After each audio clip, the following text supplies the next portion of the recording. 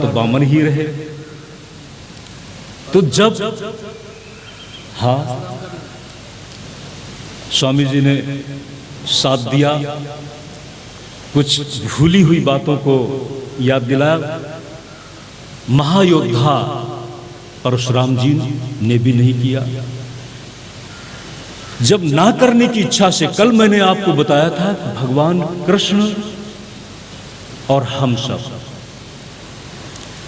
सब प्रतिपल हर मोड़ में नियति के साथ विवश है। हम सब घटनाओं के साथ जुड़े हुए हैं। एम थयूं थई गए। कल मैंने शुरू किया था, यहां तक शादी भी हो गई। अगर अरेंज ढंग से हुई तो भी युवक ने यही समझा कि जे थवानु हतुम ते थे। फिर अनुकूल बात नहीं चलती तो बेचारा सोचता है क्या करे, अपना चुनाव भी नहीं था। गुजरात ने इस पर बड़ी क्रांति की बात की, लेकिन ध्यान देना, भगवान कृष्ण इस क्रांति के साथ में नहीं है। गुजरात में एक विवाह से पहले क्रांति दिखी, जोवान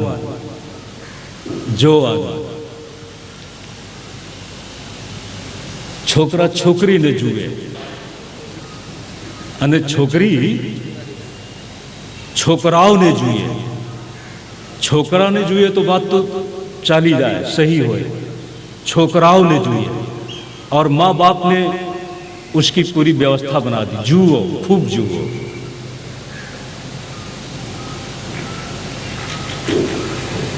लेकिन ध्यान देना, जोने पर भी कोई अगर मिल भी जाती है पर जल्दी मिलता नहीं है। वहां पर भी दोष आता है कि ऊपर ऊपर से तो सब ठीक लगा, और जब व्यवहार के सत्य में जीवन के इस बड़े मैदान में कदम रखा तो बात कुछ अच्छी नहीं चलती। फिर सोचते हैं कि चलो ये भी एक घटना थी, हमने तो समझा था कि बहुत अच्छी मिली है, हमने तो यही समझा था कि बहुत अच्छा मिला है, लेकिन ये भी हो गया। भगवान को देखें सज्जनों, जिस समय महाराष्ट्र की लीला होने जा रही थी, वहां पर भगवान ने रंतुम मनश्चक्रे, उन्होंने मन बनाया है। मन के साथ वो दृष्टा बन करके मन को प्रेरित करते हैं। संपूर्ण कर्तृत्व उनके अपने हाथ में है। और जब शादी की बात आई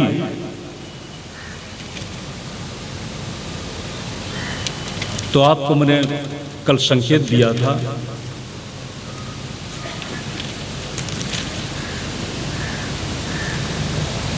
कृष्णस्य सदृशीं भार्यां समुद्वोढुं मनोदधे। ध्यान देना, जो मैंने इतनी बातें की, थोड़ा एक लौकिक विनोद। भगवान ने अनुरूप भार्या को पाने के लिए मन बनाया, मन से निश्चय किया। और ध्यान दें, मन के अनुरूप ढूंढा नहीं। ढूंढने का अर्थ कहाँ होता है? जहां पर चल पड़े। आप जब ढूंढते हैं ना, आज की शादी को देखें, एक युवक ढूंढता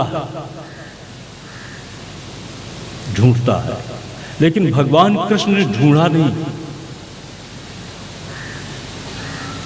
जब मन बनाया, इसी के साथ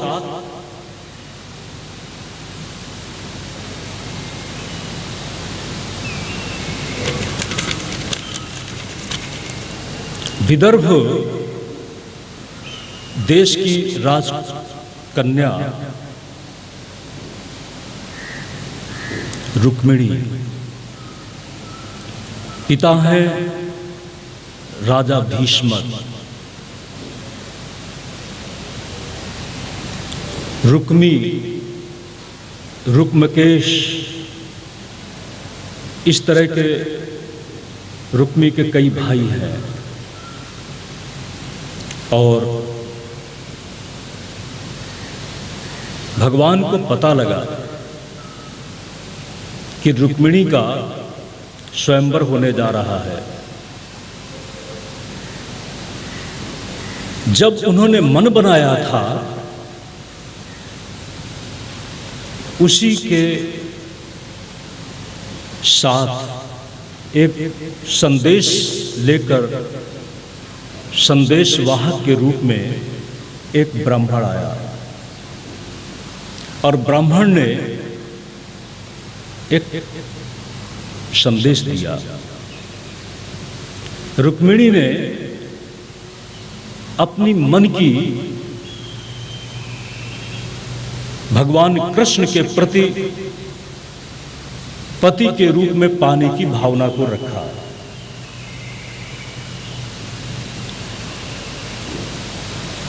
और इसी के साथ एकमात्र निश्चय बताया कि मैं आपको ही पाना चाहती हूं। उस ब्राह्मण को देखकर और रुक्मिणी की बात को सुनकर के भगवान ने क्या जवाब दिया है। सज्जनों, ऐसा लगता है कुछ बातें हमारे जीवन के साथ शाश्वत रूप से अनुभव के तल से जुड़ी हुई हैं। हमने भी सुना था, कभी किसी कोने से कोई गीत आ रहा था, सारी सारी रात तेरी याद सताए, सारी सारी रात तेरी याद सताए। और इसके साथ और भी जोड़ा, नींद न आए सारी सारी रात। आप लोग सोचते होंगे हम ही गा लेते हैं। भगवान कृष्ण ने यहां पर कहा है ब्राह्मण से, तथा अहमपि तच्चित्तो, तथा अहमपि तच्चित्तो निद्रां च न लभे निशि।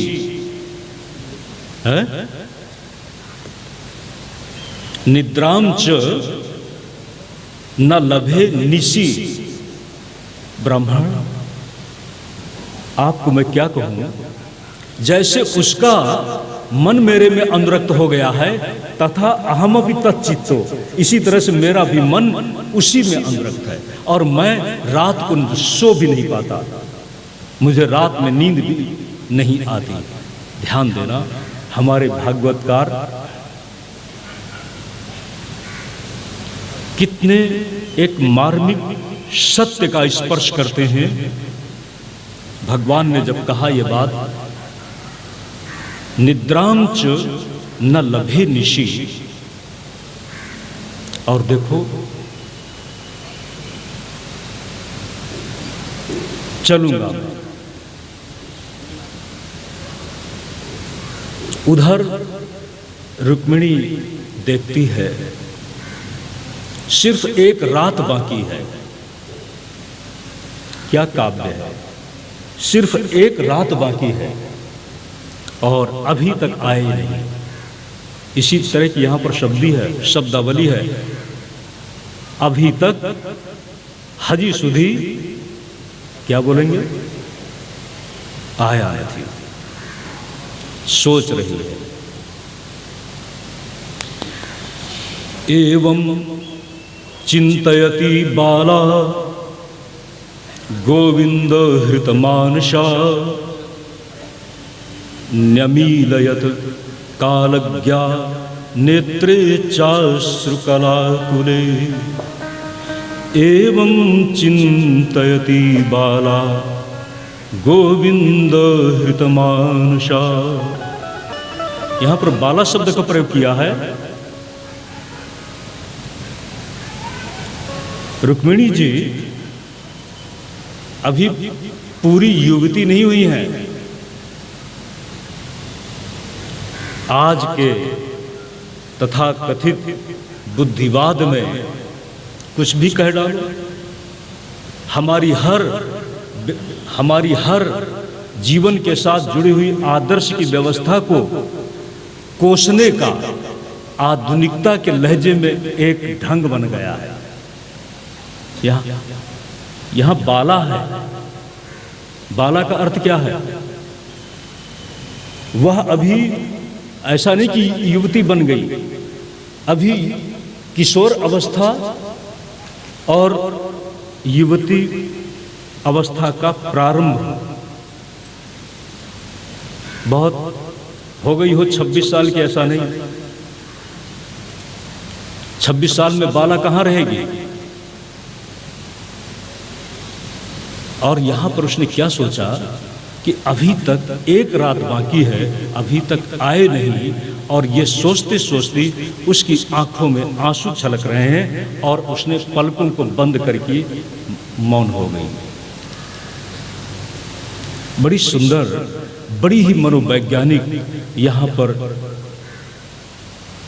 हमारे सुखदेव जी महाराज ने वर्णन की शैली अपनाई है।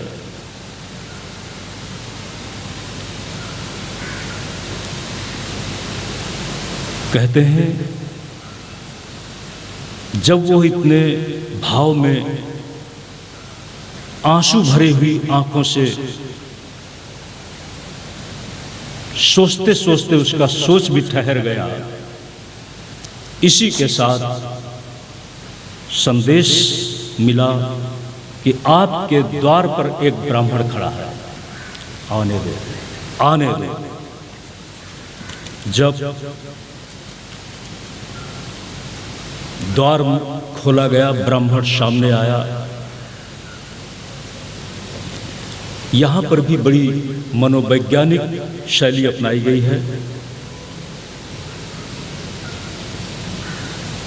उस ब्राह्मण ने कहा, भगवान आ गए हैं, कृष्ण आ गए हैं। भगवान शब्द तो अभी हम रुक्मिणी जी के माध्यम से बाद में कहलाएंगे। श्री कृष्ण आ गए हैं, निश्चिंत हो गई। लेकिन ध्यान दे, अपना अभिलषित कैसे प्राप्त होगा?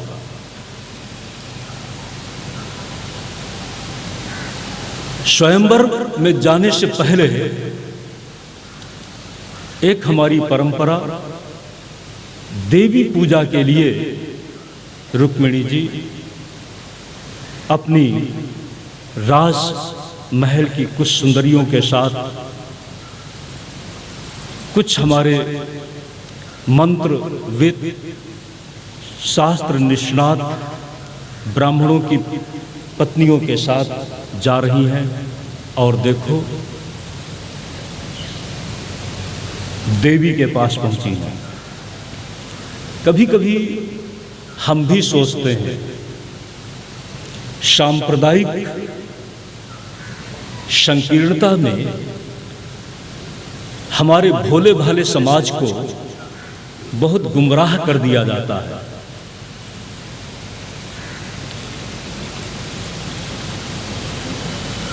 शंकर के पास,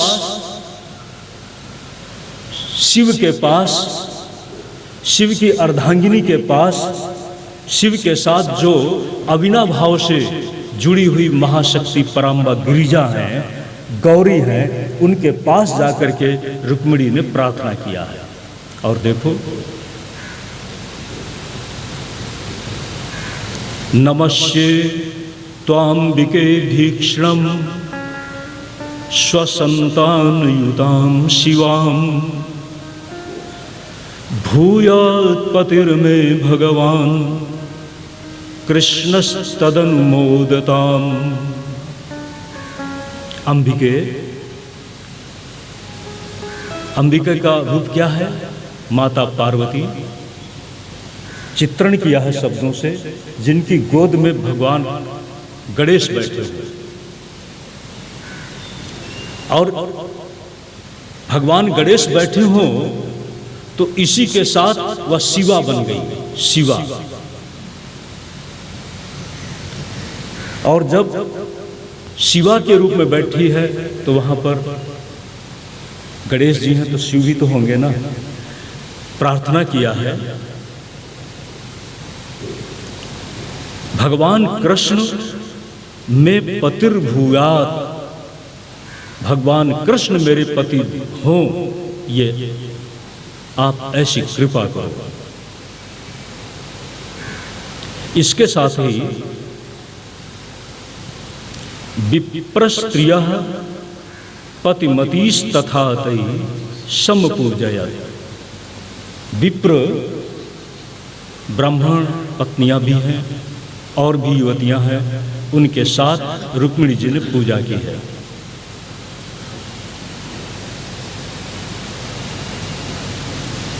सीता जी भगवान राम को पाने के लिए देवी की आराधना की थी। ये देवी की आराधना बहुत पुरानी है। जय जय जय गिरिराज किशोरी, जय जय जय गिरिराज किशोरी, जय जय जय गिरिराज किशोरी, जय जय जय गिरिराज किशोरी, जय महेश मुख चंद्र चकोरी, जय महेश मुख चंद्र चकोरी, जय गज बदन षडानन माता, जय गजवदन सदानन माता। बोलते बोलते मोर मनोरथ पुरवहुनी के, मोर मनोरथ पुरवनी के, बसहु सदा उरपुर सबही के, बस सुदा उरपुर सबही के। मोर मनोरथ